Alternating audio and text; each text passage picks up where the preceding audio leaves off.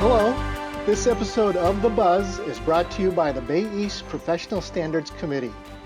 The National Association of Realtors Board of Directors approved changes to the Code of Ethics, strengthening a realtor's commitment to upholding fair housing ideals. They approved extending the scope of Article 10 to include discriminatory speech and conduct outside realtors' real estate practices. A realtor pledges to conduct business in keeping with the spirit and letter of the Code of Ethics.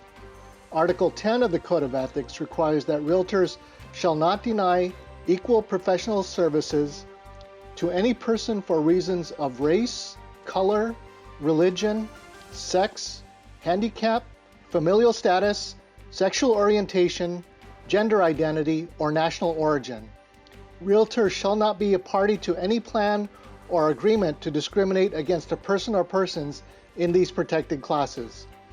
The board approved a new standard of practice 10-5 under Article 10 that indicates realtors must not use harassing speech, hate speech, epithets, or slurs against members of those protected classes. What does this mean for realtors? These revisions expand applicability to all of a realtor's activities.